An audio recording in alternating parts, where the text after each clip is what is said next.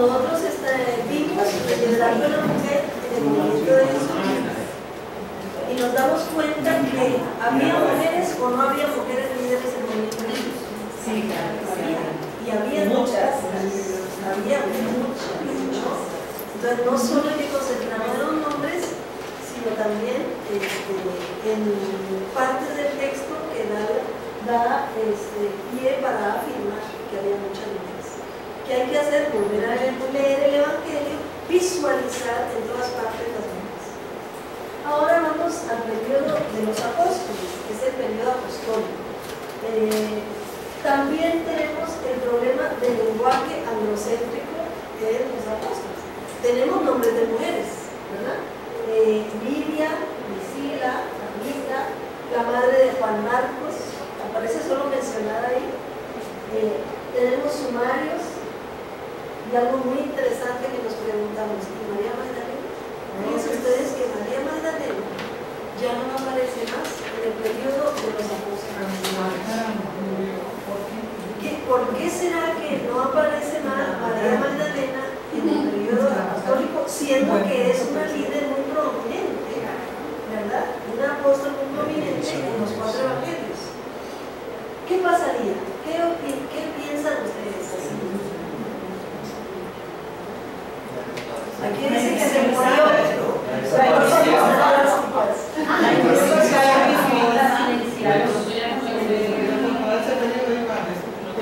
Podría ser, la invisibilizaron porque no tenemos más datos. O sea, nosotros tenemos lo que tenemos en el Nuevo Testamento, no está completo. Con la fuerza que ya tenían. ¿Dónde se genera el movimiento de Jesús? ¿Dónde nace? ¿De dónde es María Magdalena? Está en Galilea. ¿Dónde están acá cuando apresan a Jesús y lo crucifican? Jerusalén, están en Judea. Tenemos ahí dos evangelios que se contradicen de una forma. Marcos termina el evangelio diciendo: vayan, díganle a las mujeres, díganle a los discípulos. Dice ahí un joven vestido de blanco, cuando ellas entran, un joven vestido de blanco le dice: vayan y digan a los discípulos que los espero en Galilea. Ese es Marcos. Pero en el evangelio de Lucas, que dice: quédense aquí en Jerusalén, me seréis testigos en Jerusalén, Judea, Samaria. Entonces ahí tenemos un problema. Pareciera que la mayoría de los discípulos se quedaron en Jerusalén, pero eran galileos, se quedaron en Jerusalén, y de acuerdo a Lucas, a partir de nosotros ya tenemos solo una fuente. No tenemos manuscritos que nos digan qué pasó con Galilea. ¿Ustedes creen que no hubo comunidades eclesiales en Galilea? Cuando el movimiento nació allá, no nació en Judea, en Jerusalén, allá fue que murió. Pero no tenemos constancia. María Magdalena era líder. ¿Qué pasaría con ella? Se volvió. Ella se volvió la Magdala. Muchas mujeres se volvieron, tenían sus familias, se volvieron. Ustedes creen que se acabó todo, continuaron. Pero hasta ahorita no hemos descubierto, no ha habido, no se ha hecho, sino tenemos a partir de Jerusalén Hechos de los Apóstoles. O sea, un libro, Hechos de los Apóstoles, que nos va a narrar que los discípulos se quedaron ahí y María Magdalena no aparece. Van a aparecer líderes, pero como nuevas, que son, digamos, producto de la predicación del Evangelio, tanto de Pedro como de Felipe, de Pablo, más tarde, ¿no? Miren, Hechos de los Apóstoles se llama Hechos de los Apóstoles, pero no es cierto que son Hechos de los Apóstoles, son Hechos de Pedro, de Bernabé, de los helenistas y de Pablo. Ahí no están los Hechos de Andrés, ni aparecen los Hechos de Santiago. Bueno, Santiago aparece un poquito como jefe de la iglesia, pero ese es otro, el hermano del Señor, no es el hermano de Juan. Entonces, ahí tenemos falta de material que nos cubra ese vacío de qué pasó con el crecimiento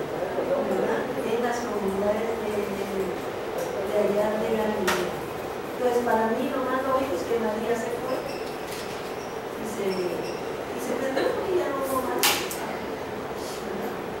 Pues otros dirán, no, es que hubo un pleito con los apóstoles y la excluyeron, porque los gnósticos tardíos, ¿verdad? Como Felipe y todo, ponen ese poquito, en todo caso, siempre me queda uno la pregunta, el gran apóstol, ¿qué pasó? Yo creo que siguió siendo discípula, junto con las muchas otras que le seguían y fueron, y otros hombres se volvieron a Galilea, no todos se volvieron a Jerusalén. Los que se quedaron en Jerusalén son lo que tenemos registrado, ¿verdad?, en los evangelios. Si uno la pone aquí, dice que hay un contraste entre Galilea y Jerusalén, que Galilea representa a los pobres, marginados, y Jerusalén es como la centralización del poder político y religioso. En términos generales, sí. En términos generales siempre se ha visto, ¿no? La Galilea, primero había más de los gentiles, había más gentiles allá, o sea, no serían tanto las leyes de pureza, eran menos estrictas que en Jerusalén, y era una zona más campesina. Pero no podemos decir que aquí están los pobres y aquí están los ricos. En Jerusalén hay un centro de poder. Hay más pobres en Jerusalén que Jesús siempre hizo una crítica, de hecho, por eso fue crucificado al templo. Pero en la ciudad de Jerusalén hay muchísimos pobres. Muchísimos pobres, ¿no? Si uno ve la arqueología de una ciudad, pues la concentración en la élite, que son el 3%, más o menos, el 3%, y luego la mayoría de la gente son gente pobre. Y no, clase media no existe eso.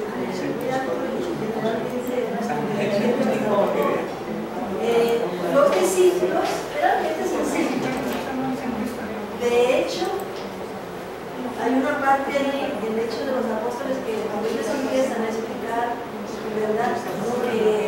Cuando Pedro, ¿verdad?, y Juan empiezan a explicar lo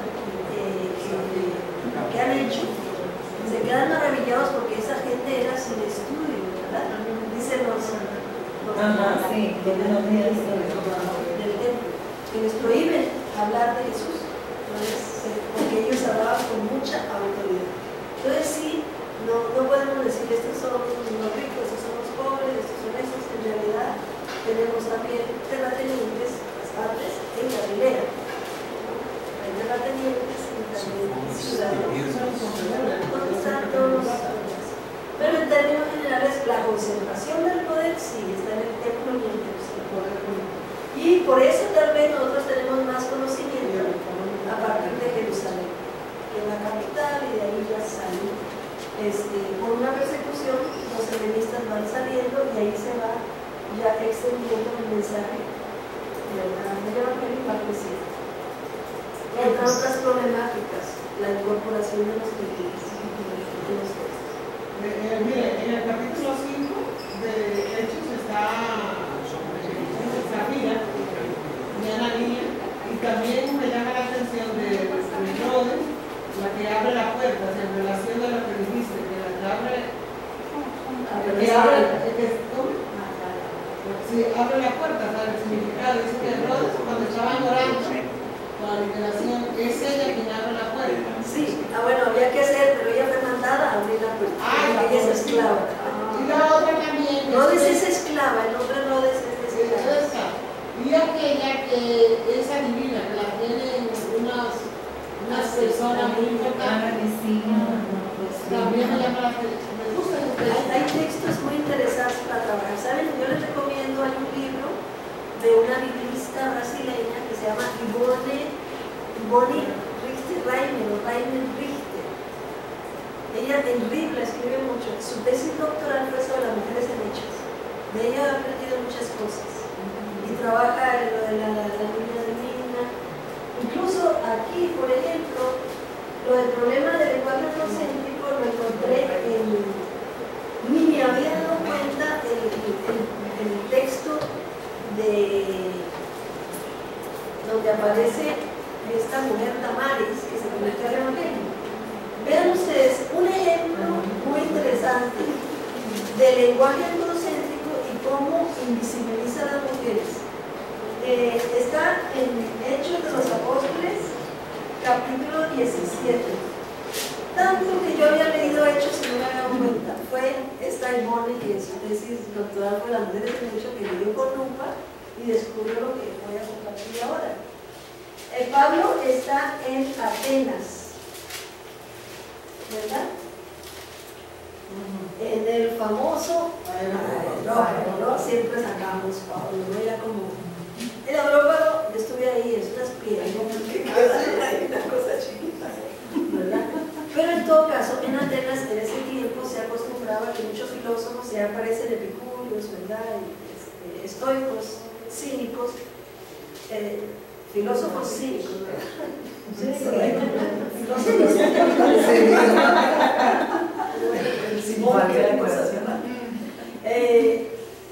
y entonces Pablo, cuando empieza a hablar, ¿verdad? Le dice, oye, mira, ponte ahí, ¿verdad? Como todos para ver qué cosa nueva iban a escuchar. Y entonces, ¿cómo comienza el discurso Pablo? Dice, Pablo se puso en pie en medio del aerópago y habló así. Atenienses, estoy leyendo esta versión. El griego dice varones atenienses. Varones atenienses. Esta versión dice, Pablo se puso en pie y dijo atenienses.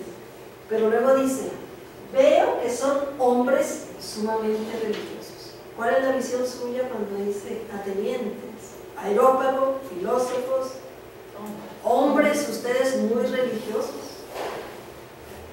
Tú ves ahí puros hombres filósofos. Y si lees el griego más, porque dice varones atenienses, veo que son muy religiosos. ¿Sí? Entonces empieza él a hablar. He visto que aquí ustedes, y de hecho, ustedes van a Atenas o a Éfeso, hay dioses por todas partes, ¿no? Y entonces empieza a hablar su discurso muy interesante. Cuando empieza a hablar de la resurrección, ahí ya para un griego eso no cabe en la cabeza, por su marco categorial no cabe eso en la resurrección del cuerpo y todo eso. Eso, la carne es mala para los griegos, ¿verdad? Platónicos. Y entonces dice, no, otro día te escucharemos. ¿Se acuerdan? ¿Y cómo termina? El 17:34. Algunos se juntaron a él y abrazaron la fe, entre ellos Dionisio, el areopagita, y una mujer llamada Damaris, y algunos más. Ella era filósofa. Ella era una filósofa, pero nosotros no caemos en la cuenta hasta el final. Ay, también había mujeres. Y fíjense que, pues le digo yo tantas veces que yo leí eso y no caí en la cuenta. Entonces uno lo pasa muy rápido, ¿no? Tiene que tener, para una lectura feminista, tiene que tener conciencia feminista, conciencia de mujer, ¿verdad? Para poder ver eso. Entonces había mujeres filósofas. Y de hecho había muchas. En la Edad Media salió un libro sobre mujeres filósofas en la antigüedad, después se perdió, etc. Lo que pasa es que en la forma de ver el mundo nuestro, las mujeres no estudian filosofía, ¿verdad? Las mujeres no, entonces ahí está, prima más lo cultural que el hecho. De hecho sabemos solo de una mujer filósofa que se llama Nepatía, y sabemos de ella porque ella fue asesinada y linchada, ¿verdad? Y asusada por un cristiano. Ella era nada menos que directora de un teatro y ella una matemática. De ella no se sabe nada, que tengamos ahí lo de Pitágoras, ya no tenemos, y ella tenía varias cosas, lo que pasa es que no quedaron, pero sí el relato tan triste de cómo fue asesinada y linchada esta mujer, ¿verdad? Por eso se conoce que existía. Si Damaris no se hubiera convertido, digamos, nadie no hubiera sabido que ahí había mujeres. Ahora, ¿será que había solo una? ¿Solo Damaris? Porque dice y algunas otras, algunos otros, una mujer, Dionisio, el aeropagita, una mujer llamada Damaris y algunos más. ¿Qué tal si en algunos más eran 4 mujeres y un hombre? que no eran importantes. Ahora, si dice Damaris, tiene nombre propio. Siempre que ustedes vean nombre propio, muy importante, porque se registró. Entonces, ¿qué pasa? Que también tenemos en este periodo que luchar con el lenguaje androcéntrico. ¿Qué es un lenguaje androcéntrico? Que gira alrededor del varón y oculta el de las mujeres. Pero eso es, digamos, lo normal. Entonces hay que hacer el esfuerzo de visualización. Estas mujeres, como Livia, Priscila, Tabita, son líderes que no se pudieron ocultar, ¿verdad? Porque su presencia era muy fuerte. Livia es algo muy interesante, ¿verdad? Porque ella seguramente viuda, Tabita era viuda, Priscila era casada con Aquila. Y cada uno es algo interesante. Vean de Tabita, de Livia. Livia, ella era líder. Posiblemente ella, como les digo, era una empresaria, trabajaba la púrpura.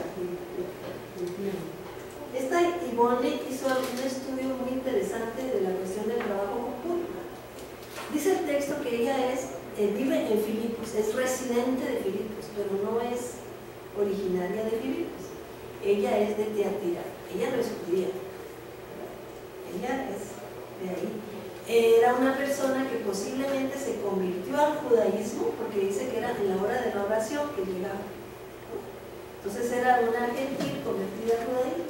Cuando Pablo llega, se pasa bueno, todavía no podemos decir cristianismo todavía. Se pasa al movimiento de Jesús el Cristo, al movimiento de los apóstoles. Dice, cuando uno dice, uy, empresaria y púrpura, en aquel entonces la púrpura, uno siempre por mucho tiempo los comentarios hablan de la púrpura como algo muy preciado, porque era de un molusco, la púrpura del molusco, y solamente en la casa de César se podía negociar. Entonces pensaba, no, mujer, empresaria, muy rica. Pero entonces, ubicando en el contexto, y esas comunidades casa, y después la casa de César tiene sus esclavos para hacer eso, entonces no tiene por qué Lidia entrar en esta negociación. Descubre esta Ivone que en Tiatira había una mata que se usaba como pintura del mismo color de la púrpura, un arbusto. En mucha casualidad, él es de Tiatira. Entonces seguro ella negociaba esa púrpura que hasta las personas esclavas podían usar. Entonces todos los comentarios que han leído una empresaria, mujer rica, y esto se vienen abajo con una investigación como esta. Porque si nos concentramos en la púrpura del molusco, entonces sí. Del pulpo.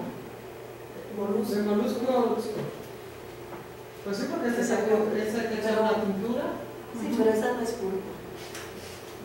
Como es un molusco. Pero digamos era otro molusco. No muy grande.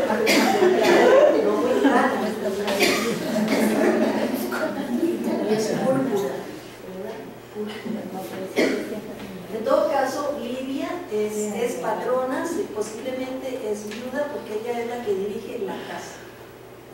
Y también posiblemente ella dirigía en aquel entonces por oficios se juntaban. Entonces cuando estaban ahí, las que trabajaban en un oficio se juntaban. Livia se convertiría en casi, podríamos decir, como dice Ivone, en patrona de Pablo, en el sentido de que Pablo tuvo problemas y ella les obligó a quedarse en su casa para protegerlos. Los benefactores tenían esa obligación de proteger de quienes se beneficiaban de eso. Nosotros ya vimos a Priscila. Priscila aparece en 4 libros, ahí falta uno, yo creo que es el libro de Corintios. No me acuerdo del otro libro. En todo caso, ¿qué fue lo que dijimos de Priscila? Está primero que María. Está primero que aquí.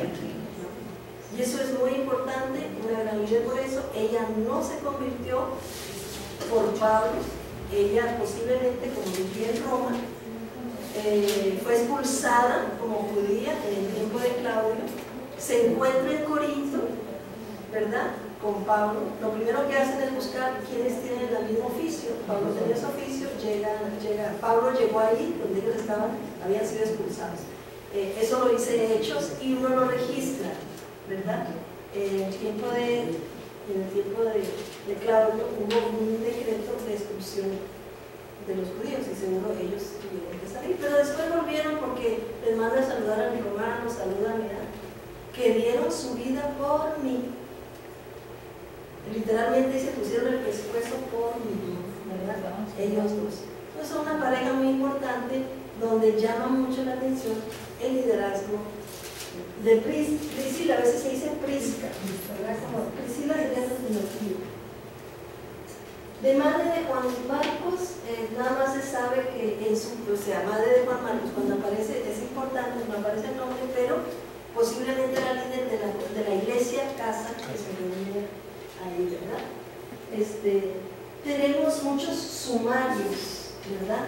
Los sumarios, y muchas mujeres se convirtieron ahí, entonces ahí los sumarios, que son los pequeños resumitos en hechos que aparecen, había que ver cuándo aparecen mujeres, ¿sí? Y aparecen mujeres llevadas a la cárcel, ¿verdad? Tenemos algunas citas.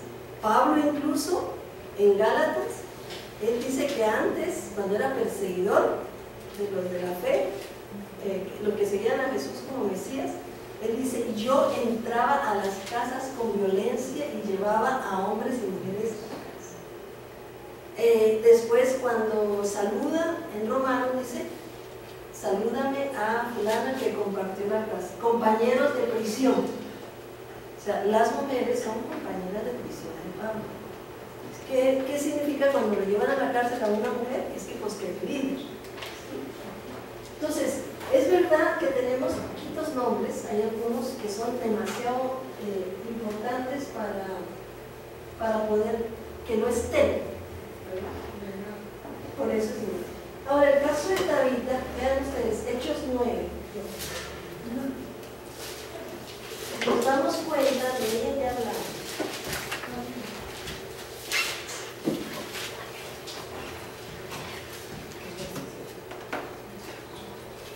No es así. Hechos 9. En Jaffa o Jope vivía quién, dice ahí, el texto. Una discípula llamada Tabita.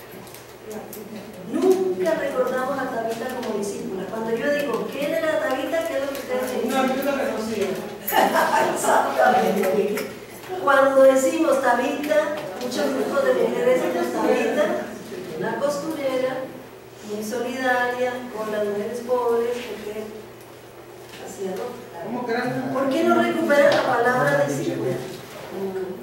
Y la palabra discípula es una palabra que conlleva ahí enseñanza, evangelización, predicación, o sea, es una discípula. No leemos lo que tenemos, ¿verdad? Hasta nosotros caemos en la misma, ¿verdad? Lo mismo que... Por eso les digo que el texto debe ser visto como si fuera nuevo, porque si no, hasta lo mismo a lo que estamos acostumbrados, como en el caso de la filósofa, sabemos que no hay filósofos mujeres, pensamos que no hay filósofas, no lo percibimos, y aquí lo mismo, discípula. Pero claro que el texto, es más, hay unos, creo que en esta yo estaba buscando, en otras, ni siquiera aparece el nombre en un subtítulo, ¿no? Porque lo importante, dice, Pedro hace milagros. Entonces, es Pedro que hace los milagros. Entonces ya no aparece ni Tabita, sino aparece el milagro de Pedro. ¿Sí? Y no la importancia. De ahí que tengamos que hacer un esfuerzo siempre doble. La hermenéutica de las mujeres siempre hace un esfuerzo doble, ¿verdad? Para poder descubrir lo que en el texto está, no estamos inventando. Allá dice discípula, ahí dice discípula. Hay un detalle que me llama la atención porque lavaron el cuerpo de ella. El gesto de Pedro es muy parecido, bueno, hace como lo mismo del texto de esta mañana con la hija de Jairo, pero acá dice que lavaron el cuerpo. Yo pienso que se referirá, déjame ver esta otra versión, hay que siempre ver varias versiones. yo pienso que tiene que ver para lo del proceso del ritual del embalsamiento. Es como referencia a eso que murió, el ritual 37 esos días se enfermó, una vez que lavaron su cuerpo, la pusieron en de la casa. Preparación para la sepultura.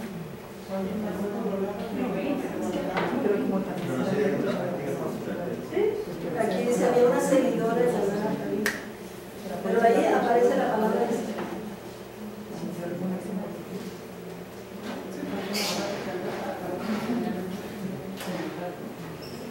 hay que hacerle preguntas esas, ¿por qué lavaban el cuerpo? O sea, yo me trabajaba el texto, pero yo sospecho que es por todo el proceso del ritual del embalsamiento, ¿verdad? Para ponerla arriba. Pero tendría que trabajar el texto, ver comentarios. Siempre es bueno preguntar, sean siempre curiosas y curiosos, ¿verdad? En cada texto, ¿verdad? Así, ¿por qué será esto? ¿Por qué el otro? Y van a descubrir cosas interesantes.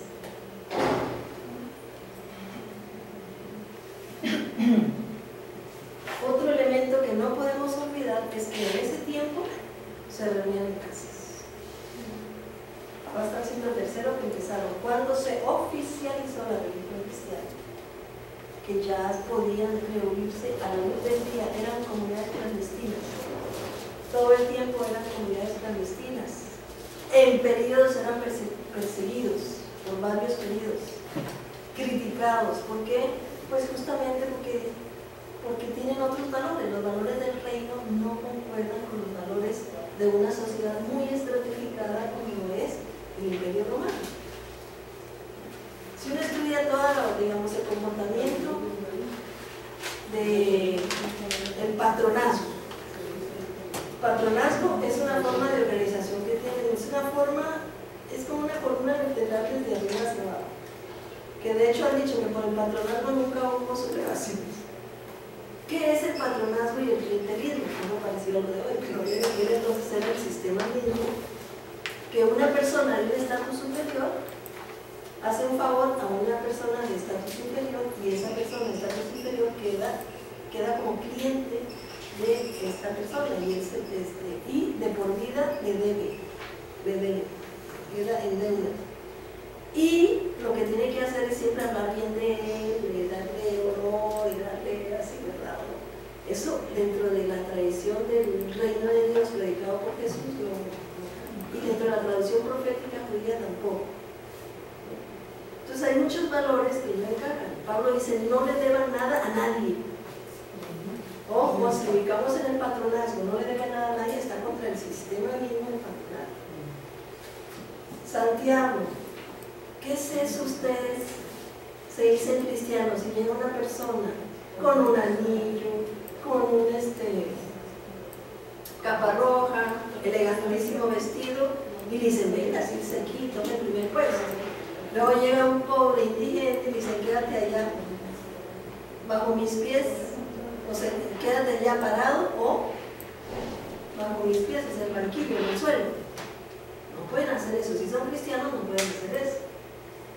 Pues eso es lo normal en un sistema en que debe rendirle honor a la persona de estatus superior. Por eso es que entra en contracorriente los valores de las comunidades iglesias y los valores de la sociedad tan estratificada donde el patrimonio es importante. Aquí se reúnen en casas. Esto es muy importante. Lo saqué de Elizabeth Chusla Fiorenza. La palabra eclesia. ¿De dónde sale la palabra eclesia? Muchas veces decimos, bueno, es la traducción de la palabra griega, hebrea, que es kahal, que significa reunión. Entonces ya simplemente, bueno, hasta ahí, digamos, la palabra kahal significa reunión, la Septuaginta pone eclesia, entonces significa reunión. Pero si nosotros nos ubicamos en el contexto del Imperio Romano y vemos que eclesia era la palabra para hablar, digamos, de la forma como está organizada la ciudad griega, o sea, una bulé, el gobernador, un consejo, que le llaman bulé, Y la eclesía, que también le llaman demos, pueblo, ¿no? La eclesía son todos los que votan, ricos y pobres, esclavos y mujeres no votan, pero sí todos los ciudadanos. El consejo es el que ejecuta lo que discute, lo que la asamblea, la eclesía, ¿verdad?, ha decidido. Entonces ahí hay una igualdad. Claro, en una sociedad greca romana, las mujeres no son ciudadanas, las mujeres no votan, los esclavos no son ciudadanos, no votan.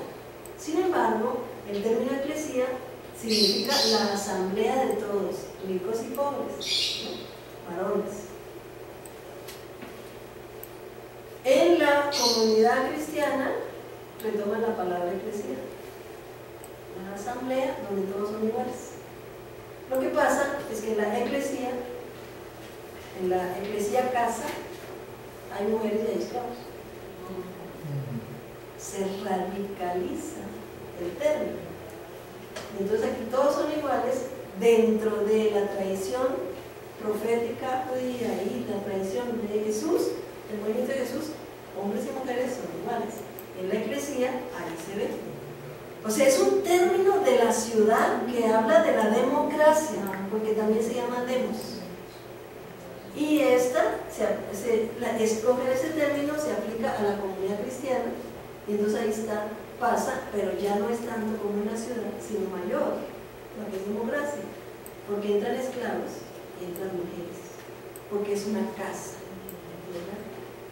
Entonces, ¿qué pasa? Que tenemos datos extrabíblicos que no son gnósticos, sino por ejemplo una carta de Plinio a Trajano, etcétera, que nos habla de 2 mujeres diaconisas, esclavas, ¿verdad?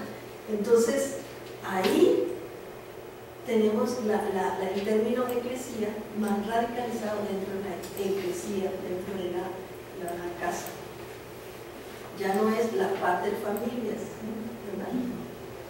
Eso es lo que crea muchos problemas con la sociedad grecorromana, porque el pater familias, la casa, tiene todo lo que son los códigos domésticos. O sea, en el tiempo de Jesús no hay códigos domésticos. En el tiempo del movimiento de los apóstoles no hay códigos domésticos. Las cartas de Pablo, estas 7 que mencionamos, no aparecen los códigos domésticos. Se reúnen en casas y todos pueden dirigir, mujeres u hombres o esclavos. Esa es una radicalización muy grande, donde todos son iguales. Por eso es que esa fórmula bautismal, delante de Dios no hay esclavo ni libre. Entonces, la crítica de los de fuera es decir, ¿cómo? Un esclavo le dice hermano al amo, imposible. Y se hablan de hermanos, ¿verdad? Y que el amo le diga hermano al esclavo. Eso no encaja dentro para la sociedad tan estratificada como lo es la comunidad, las comunidades, como lo es la ciudad romana. Hay un libro una crítica, no me acuerdo si es de Celsus o de algo, que critica a los cultos, dice, no, y tienen el descaro de hablar, de decirse hermanos entre sí, ¿verdad? Entonces, de hablar de hermanos entre sí, esclavos y amos. O sea, el reunirse en la casa, el tomar la palabra eclesía para eso, en donde ya todos son iguales, en una sociedad donde no puede existir la igualdad. No pueden llamarse hermanos. No, el honor y vergüenza es cada quien conserva su estatus. Estoy acordándome de una frase de Plinio. Plinio le da consejo a alguien y le dice, mira, trata a los ricos y a los pobres, ¿verdad?, bien por separado, pero nunca los mezcles, porque nada hay más desigual que la igualdad. Nada hay más desigual que la igualdad. Y eso es así estatuido, ¿verdad?, por las leyes, quienes votan primero, los que tienen más tierra, luego dentro de la sociedad romana. Por eso podemos ver que es un choque cultural muy fuerte. Los valores en el tiempo del movimiento de Jesús, los valores en el tiempo apostólico también. Mujeres y esclavos son líderes de las iglesias, de las eclesías. Ya en el periodo postapostólico ya hay mucho problema, hay más institucionalización, y Timoteo ya dice Timoteo algo muy interesante, que ya quiere pasar los valores de los códigos domésticos a la iglesia. Ahí le llaman de la iglesia ya la hace oikos, casa, donde está el padre de familia. A ver, vea lo que dice Primera de Timoteo 2,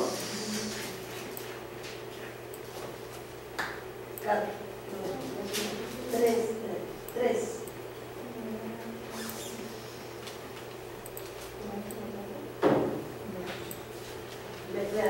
Dice, muy traten ver las palabras, dice, aunque espero visitarte pronto, te escribo estas cosas. Timoteo es el que le dice que la mujer no enseñe, que los esclavos obedezcan a sus amos y poco esa dificultad. Pero también dice que los ricos no anden ahí de presumidos, ¿verdad?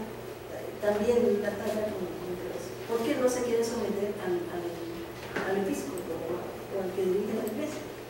Dice 3:14, aunque espero visitarte pronto, te escribo estas cosas, por si me retraso, para que sepas cómo comportarte en la casa de Dios. Cuando dice casa de Dios es oikos, o sea, la casa del patriarcal, casa de Dios, que es la eclesía de Dios vivo. Columna y base de la verdad, ¿no? Claro, es un texto que nos encanta y todo, pero es aquí, digamos, ya le está quitando a la eclesía, pasa a ser la oikos. Oikos significa casa, pero la oikos, casa, donde los códigos domésticos se deben cumplir. ¿No? Es fundamento de la verdad, esos que piensan diferente, saben, etcétera, etcétera. ¿No? Ya estamos en otro periodo, pero no es este periodo. Este periodo es el periodo de los apóstoles. Entonces aquí, Pablo Richard, ustedes conocen a Pablo, ¿verdad? Pablo Richard, han leído de él. Él hizo muy interesante, él se vio la paciencia de ver cada vez que aparece la palabra casa, iglesia. Entonces, como en la casa donde la mujer tiene un espacio muy importante, los niños, los esclavos, ¿verdad? Aparecen hechos. Y ahí, mire, le puso versículo a todo eso. En la primera comunidad apostólica es en una casa se vierte en Pentecostés, tiene su centro en casas, resiste la persecución en casas, la diaconía se organiza en las casas, ¿verdad? Bueno, todo eso ahí. La primera comunidad gentil está en la casa de Cornelio, es donde aparece la palabra casa. Hay una comunidad que se reúne en la casa de María, madre de Juan Marcos. Pablo funda comunidades en las casas en Filipos, Tesalónica, Corinto. Bueno, hay casas todavía, ¿verdad? Hacia el final, Pablo termina en Roma en una casa alquilada, ¿no? En cadenas. Pablo termina en... O sea, en la casa, la mujer, aunque el que manda es el esposo de acuerdo a los códigos domésticos, en la casa que se convierte en iglesia, la mujer tiene un espacio muy grande. Incluso, sobre todo en lo religioso. Si uno estudiara la religiosidad romana, todas las casas tienen también sus propios dioses, se llaman lares. Ahí, ¿verdad? Y es la mujer la encargada de toda la liturgia, de todo eso. Entonces, aquí también no debe extrañar el protagonismo de las mujeres, ¿verdad? ¿Por qué? Porque se origina en casa. Si no hubiera sido en casa, sino que en la Europa o en otras partes, no hubiera participación de la mujer, de las mujeres. Entonces es muy importante. Esto todo lo van a tener en un artículo. Ahora, eso fue Hechos de los Apóstoles. Hechos de los Apóstoles se escribió en el 85, pero nos habla del movimiento de los apóstoles, ¿verdad? Ahora, las cartas de Pablo. No me voy a detener mucho, son muy importantes porque coinciden con el periodo. Aquí es donde aparece la fórmula prebautismal. Delante de Dios no hay mujer ni varón, ¿verdad? Esclavo, libre, griego ni judío. Y en el saludo, ese sí, en Romanos 16, 1 a 16, es una joya para que ustedes lo lean. Es una carta de puros saludos. Pero hay que fijarse en el nombre, lo que dice del nombre, porque siempre dice compañera de la cárcel, o dice colaboradora, no colaboradora, en griego es compañera de trabajo. El español traduce colaborador, pero no, colaborador quiere decir que alguien me ayuda, no, me colabora, no. Es, en Pablo, eso se distingue, es muy paulino, se distingue porque él reconoce es compañero de trabajo, en griego, ¿verdad? Compañero de trabajo o compañeras de trabajo. Entonces, aparecen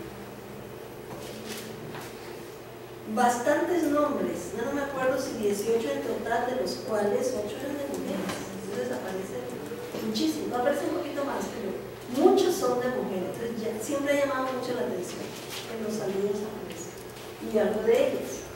Para resaltar en cuanto a ministerio y liderazgo, todas eran líderes porque aparecen con nombre propio, pero de puestos importantes, Febe. ¿Quién es Febe? Es la que dice, les recomiendo a Febe. Febe es una persona que va a llevar la carta a Roma. Ella va a llevar la carta a Roma. Ahorita ha salido un comentario así de Romanos, un grueso, de Robert Jewett, un famoso.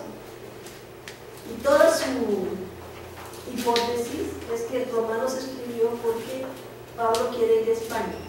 Y entonces el viaje a España es lo que motiva toda esa carta a Roma. Y de hecho ahí dice, quiero visitarlo porque yo quiero ir a España y necesito que me ayuden. Seguro con traductores o algo, porque en España se habla latín. Febe es la que lleva la carta y posiblemente Febe sería la que financiaría el viaje, dice este libro. ¿Por qué? Porque de Febe se dice que ella es diaconisa de Cencreas. Pablo escribe desde Corinto. Ella está en Corinto y dice diaconisa en Cencreas. Ahora, en griego la palabra que aparece es diáconos en masculino. Eso llama la atención, no dice diaconisa, dice diáconos. Y al ponerlo en masculino, a ponerlo como un ministerio. Ella es diáconos, ella es como la ministro, pero dice la ministra y no dice la ministra, digamos. Ella es diácono. Y también ella es próstatis, y eso significa ella es benefactora, ella es patrona. Por eso dice, ahí se basa que decir que tal vez ella es misionista, benefactora de la comunidad. Sí, siempre las comunidades fueran pobres, había uno que otro benefactor que ayudaba. Entonces, Febe tiene esos dos títulos. Priscila vuelve a aparecer, arriesgaron su vida a mí. Priscila vuelve a aparecer con Aquila, pero ella viene primero. Y el otro dato interesante es el de Junia. Esto es muy interesante. Vamos a Romanos 16. 16:7. Romanos 16. Ella es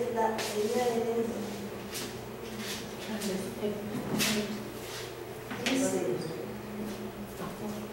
saludos Andrónico y Julia, mis parientes y compañeros de prisión que descubrieron entre los apóstoles y que llegaron a Cristo antes que yo.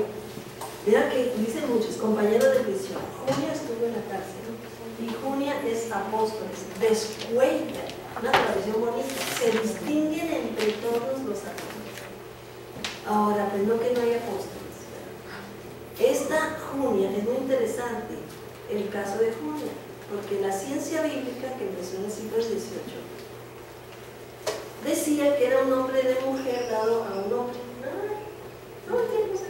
Incluso una versión ponen en masculino, Junias, o que era el disminutivo de un hombre masculino. en el tiempo de la patrística no había problema, porque incluso a María Magdalena se le dijo que era apóstol de la apóstol. Ya después, cuando se masculiniza la iglesia, ya no hay exclusión de las mujeres, ya no se cree que hay mujeres apóstoles. Entonces, al leer ahí, hasta la ciencia bíblica por años decía eso. Hasta hace poquito. Hasta hace poco, unos, ¿qué será? 15, 20 años.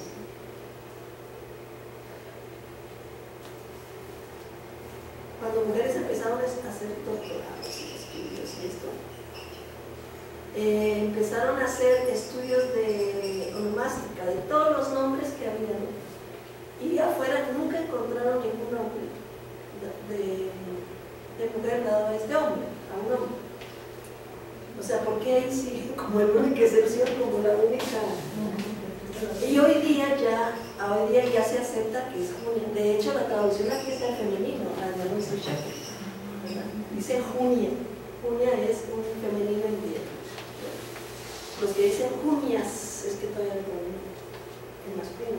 Y entonces los griegos, manuscritos griegos también tenemos la variante, pero los manuscritos griegos están vivos. Hay un profesor muy famoso en Estados Unidos que se apellida Epps, y él ya hizo un libro sobre Junia, entonces ya quedó sentada la autoridad, pero las mujeres ya lo habían dicho por mucho tiempo, pero entonces hace poco ya salió, ¿verdad?, un libro de un doctor muy conocido, yo lo conocí, y entonces ya es el caso de Junia, es apóstol, o sea, descuella entre los apóstoles junto con su esposo, ¿verdad?, Andrónico. Entonces es interesante esos tres, porque está Priscila como maestra, Junia como apóstol, y Febe como diácono. Estamos en el tiempo apostólico, ¿verdad?, bastante bien. Ahora, es que hay mujeres, claro, en Hechos encontramos, y como están ocultas por el lenguaje, podemos ver que hay muchas mujeres líderes, pero ya conflictos hay, no es que no hay. En 5 Corintios, aunque se dice que es una interpolación, Corintios 14, ¿verdad?, en donde dice que la mujer no hable. Entonces parece interpolación, etcétera, pero está, como decía yo, en la redacción final. Entonces ya empieza a haber conflictos. Entonces lo que hay que hacer es estudiar todo el libro y buscar qué es el problema. Entonces ya hay libros que hablan de mujeres profetizas muy fuertes, y el problema del pelo largo es un problema de decencia, que es decente o no, es un problema de orden del culto. Y por ahí Irene Fox, en uno de los artículos de ella en Ribla, contaba de Tito Livio que hubo un discurso que hizo porque las mujeres romanas se fueron a presentar al foro romano. Estaban en la calle haciendo manifestación, ¿verdad?, la mujer romana en el foro romano, y entonces no me acuerdo, era por los esposos, algo de la guerra. Entonces les dice a ella, ¿y las mujeres qué están haciendo aquí? ¿No? ¿Qué están haciendo aquí en la calle? Como dicen, hablando, si tienen una pregunta, pregúntenle a sus esposos en la casa. Es exactamente lo que dicen hoy, que la mujer no hable, pero si tiene alguna pregunta, la pregunte a sus esposos en la casa. Hace un paralelo. O sea, simplemente las cuestiones culturales, ¿verdad?, dentro del texto. Cuestión de orden del culto. Ese es el periodo de los apóstoles. Entonces, todavía no tenemos ni los códigos domésticos, algunos conflictos, pero con las mujeres profetizas, había que entender una parte de eso. Y finalmente, con esto ya terminamos, vamos a ver ahora, ya tengo que terminar. No, todavía no, porque dijeron que a las 5, ¿no? Sí, pero para preguntas. Entramos al periodo después de los apóstoles. Ya se murieron los apóstoles. Entonces, ¿tenemos líderes mujeres o no tenemos líderes mujeres en este periodo? periodo turbulento en el año 70, son echados de las sinagogas los judíos que creen que Jesús es Mesías. Es un año turbulento. Roma viene, invade, son los fariseos, etc. Ese es el periodo posapostólico. Luego tenemos también una sociedad romana hostil. Decía Tácito, creo también, de los judíos, que puede decir lo mismo los cristianos, que ellos socavan los valores de la familia. La crítica a los cristianos era que socavan los valores de la familia. ¿Y qué es eso de que la mujer es algo de casa en casa? ¿Qué es eso, verdad? Como dicen Timoteo, de casa en casa, haciendo que cuando tenían su ministerio, ¿verdad? Entonces sí, hay una sociedad hostil en donde los valores de la familia son importantísimos. Y resulta que en el tiempo de Jesús no tenemos los valores que uno que esperaría. Más bien, cuando le dicen, aquí está tu madre y tus hermanos que te buscan. Y Jesús dice, bueno, ¿cuáles son tu madre y mis hermanos? Él extiende la familia, los que hacen la palabra de Dios. Eso es muy fuerte, ¿verdad? En una sociedad como la sociedad romana, donde la casa matriarcal es la base de la sociedad. Entonces, hay mucho problema. ¿Cómo andan mujeres por ahí en la cárcel? Andar predicando el evangelio. Eso está también, están socavando los valores de la familia, etc. Y los ideales de la familia son los códigos domésticos. Entonces ya en la segunda generación de Pablo se empiezan a incorporar. Vean cómo es en este periodo que es Colosenses, Efesios, 1 Pedro, donde empiezan a entrar los códigos domésticos. Pero los códigos domésticos, ¿se acuerdan cuál era? ¿Cómo se administra la casa? La mujer se somete, obedece a su marido, los hijos al esposo y los esclavos al amo. Aristóteles dijo eso, los filósofos dijeron eso, y después, en el tiempo de los de la retórica, se hicieron todos, retomaron los códigos. Aquí se empiezan a vender, pero digamos, como han dicho algunos, se cristianizan y se incluye una reciprocidad, por lo menos en Efesios, Colosenses, 1 Pedro. ¿Cuál es esa reciprocidad en los códigos domésticos? Ahí no está 1 Pedro, pero aquí me quedo. Esposas obedezcan a sus esposos. Esposos amen a sus esposos. Eso es rarísimo, porque a Aristóteles jamás se le ocurriría, ¿no? A las esposas no se aman, se ponen para tener hijos. El amor no existía. Hijos obedezcan a sus padres. Padres no hagan enojar, no se esperen a sus hijos.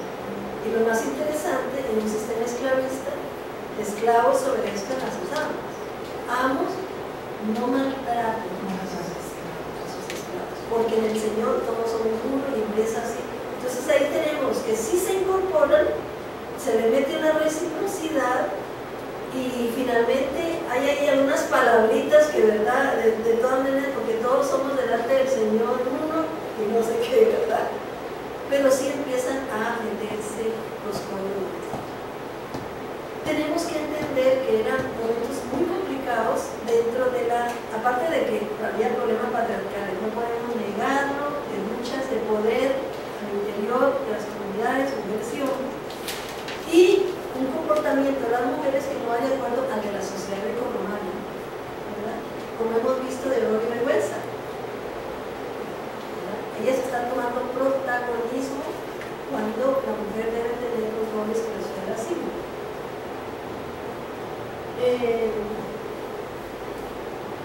Esta era muy difícil porque imagínense, cuando una casa, el jefe de la casa se convierte a cualquier religión, sea mistérica, crisis o social, todos deben convertirse, esposa, hijos y esclavos. Cornelio fueron todos. Al Dios que sigan, allá se convierten. ¿Qué pasa si un esclavo se convierte al cristianismo de otra casa? Eso pasaba, ese es el problema. Y por ser el cristianismo monoteísta, que no acepta la adoración de otros dioses, entraba en muchos problemas con la casa de su amo. Si el esclavo se convierte en una religión, otra, Isis o Siris o Cibeles o cualquiera, no hay problema. ¿Por qué? Porque no hay problema, no son monoteístas, ¿verdad? Entonces puede ser de la religión del amo y también de otras. El problema es que en esta otra casa del cristiano no puede servir a otros dioses. Entonces ahí viene el problema. No, y hay muchos textos extrabíblicos que nos ayudan a entender la problemática, muy complicada, muy difícil. Si la mujer se casa con otro, ya empieza también en Pedro, que hay un texto, ¿quién será? No me acuerdo de quién, pero ya de la patrística. Dice, ¿y qué pasa cuando ella se casa con uno de fuera, ¿no? Que no es cristiano? Dice, y cuando te pongas sentada a orar en la noche, ¿qué pensará? Y luego cuando comas, seguro se refiere a la, porque es que los cristianos se reunían al alma. ¿Y qué pensará cuando comes y seguro era la Eucaristía o algo así? ¿Verdad? No pensará que es un veneno y que no sé qué, y pensará tal cosa, ¿verdad? Hay muchas, ya se ven los problemas, ¿verdad? Yo les invito a ustedes que siempre lean todas las bíblicas también, porque les ayuda a que sean posteriores. Los problemas que se tenían, y por eso estas son tan drásticas, aparte de que hay luchas de poder. Primero Timoteo, para mí, definitivamente hay luchas de poder, de género y de clase. En 1 Timoteo, se dan los códigos domésticos sin reciprocidad. ¿Sin qué, verdad? Reciprocidad. Pero fíjense la fecha.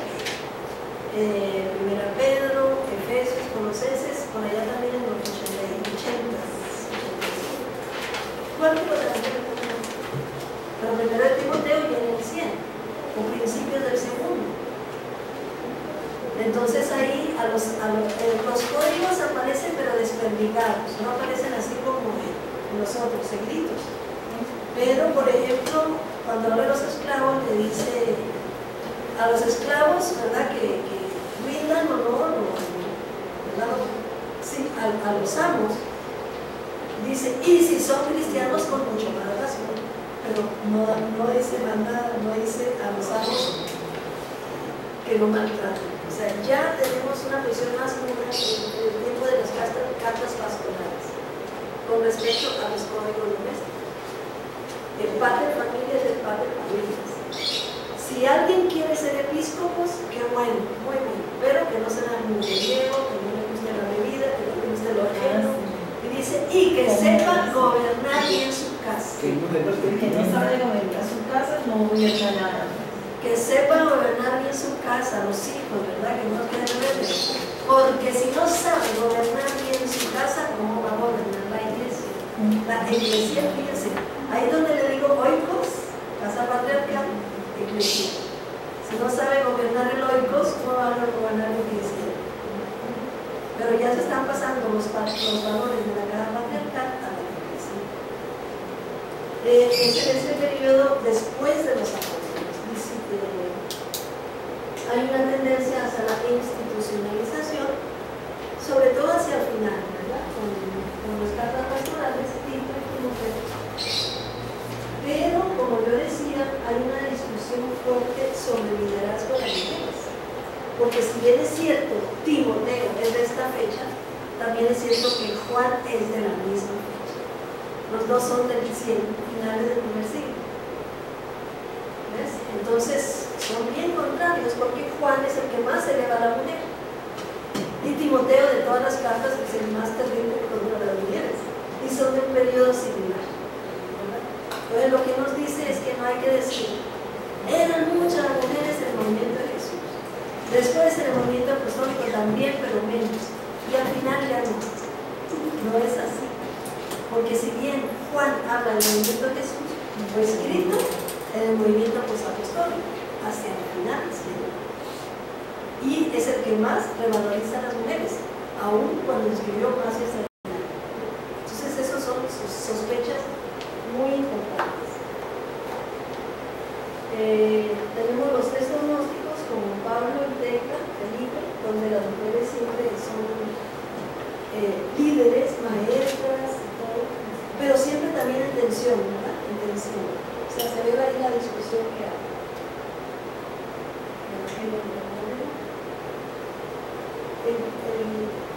No sé si han leído el libro de Pablo y Tecla, sería bonito que lo leyeran porque ahí sí se ve muy claramente la discusión. Porque Pablo y Tecla son mucho más tardíos, siglo II, ¿verdad? Pero sí se ve la discusión. Por ejemplo, cuando a ella por haber despreciado o deshonrado, es que la querían violar, una persona importante, y ella no se dejó y lo quitó creo que la capa y la tiró así, entonces lo puso en vergüenza. Entonces, claro, es castigada por el gobernador y la condenan a las bestias. Entonces, cuando entran a la arena donde están las bestias, todas las mujeres están por un lado y todas se solidarizan con ella. Pero no son cristianas, son de la ciudad. Entonces ellas gritan: impía, criminal es esta ciudad, ¿verdad? Entonces por el otro lado es bien interesante toda y ella sola se bautiza. Pablo no la quiso bautizar todavía y ella ahí se tira, porque también tenía monstruos marinos, y se tira a la piscina y se bautiza. Se ve realmente una posición muy clara de protesta de las mujeres por la expulsión.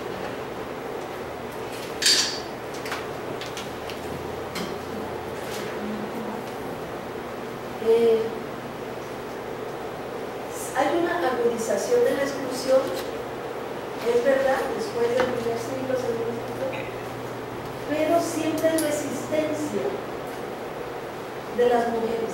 Es que no había internet, no había todavía encíclicas, todavía cosas así. Entonces, por ahí hay datos, ¿verdad? Que en Capadocia una mujer celebró la Eucaristía, pero castigaron al obispo que hubo de misa y cosas así.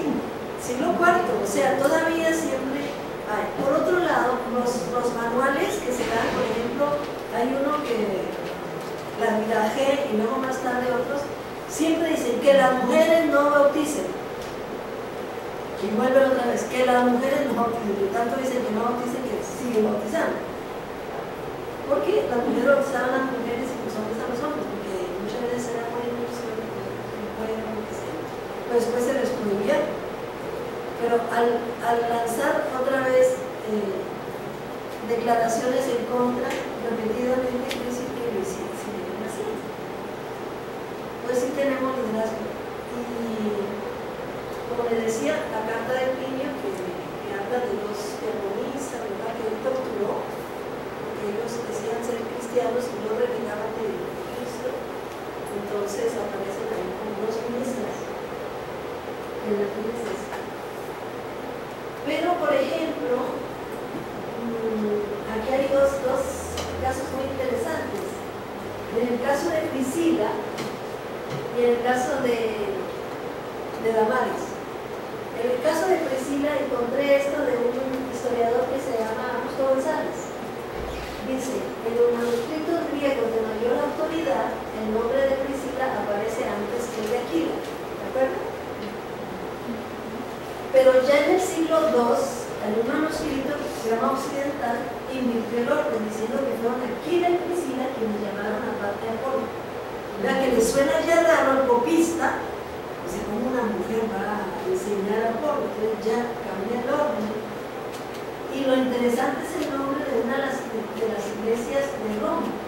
Dice que se llamaba en el siglo IV Iglesia de Santa Prisca. Prisca es Priscila. Poco después se llamó de Prisca y Aquila, la misma iglesia. Y para el siglo VII era la iglesia de los santos Aquila y Prisca. Eso se da en la historia, ¿verdad? ¿Qué nos dice eso? Que sigue siendo la iglesia de... Y en la edad moderna, iglesia de Aquila. La iglesia de Aquila. Eso nos dice que sigue habiendo como que es peligroso poner aquí la Priscila primero, porque pues, que sigue habiendo la disputa de que el siglo XVII siempre había. Vieran qué interesante, lo mismo en el caso de la filósofa Damaris. El manuscrito griego, ese famoso del siglo XII occidental, la elimina totalmente, dice que se convirtió en Dionisio. Solamente. Solo incluye a Dionisio. Y Juan Crisóstomo, que es de la Patrística, dice se convirtió en Dionisio y su esposa Damaris. La casó. Y su esposa Damaris. ¿Por qué? ¿Por qué son esas cosas? Porque nuestro marco y nuestros prejuicios están primero, ¿verdad? Antes de reconocer una realidad. Bueno, yo creo que con esto podemos concluir este punto, ¿verdad? Es una clave interesante. Si no, no vamos a poder entender por qué en unas partes de la Biblia dice una cosa contra la mujer y en otra una cosa favorable a la mujer. Si lo periodizamos, encontramos una lógica. Entonces, para mí, sí hubo, de acuerdo a esta lectura, un liderazgo bastante grande de las mujeres, tanto en el movimiento de Jesús, en el movimiento apostólico y también en el movimiento post-apostólico. Porque cuando Timoteo dice, no permito que enseñen, es que estaban enseñando. ¿Qué estaban enseñando? Y bueno, cada vez que hay ahí, lo que pasa es que la sociedad greco-romana muy hostil, ¿verdad? Porque le tocaban los valores de la familia. Y siempre, pues, a una mujer con honor y vergüenza estaba allí. Celsus, ¿no? Ireneo siempre le contestó a Celsus en su libro contra Celsus. De Celsus se quemaron su libro. Celsus era un enemigo del cristianismo y decía que el cristianismo era solo de mujeres y de esclavos. Y empieza a hablar sobre, ¿y eso qué? De resurrección. ¿Quién dice eso? Una mujer histérica. O sea, llamaba a María Magdalena histérica, que se inventó todo y empieza así a hablar de todo eso. Eso lo sabemos por Ireneo, porque Ireneo le contesta, cada cosa le contesta. Y casi todos los ataques que hay a la iglesia son por las mujeres. Es interesante. Pero la cuestión de la sexualidad. Contra María, mucho contra María, la madre de Jesús, que son inventos. Bueno, esa crítica no solo de él, de otros también. Por eso es que me imagino que tomaron medidas, era el origen del cristianismo era demasiado radical, el movimiento de Jesús demasiado radical. Entonces, se mezcla lo que es el patriarcalismo propio, porque no podemos negar que las personas, los varones también son de cultura patriarcal, pero también la sociedad que es patriarcal, ¿verdad? Condicionó mucho. Entonces le quitó lo radical del movimiento de Jesús y del movimiento de los apóstoles. Le quitó lo radical.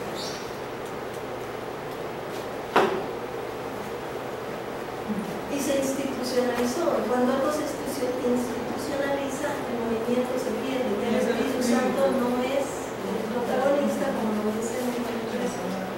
Ya incluso cuando se da la institucionalización, se va quitando la participación de las profetisas, ¿verdad? Que tenían ellas, y las que hablaban, entonces se va quitando y se va haciendo ordenado y todo, ya, porque es la libertad de y a las mujeres cuando no están en este momento en la institucionalización. Entonces, lo mismo en la monarquía, para eso se puede ver ese paralelismo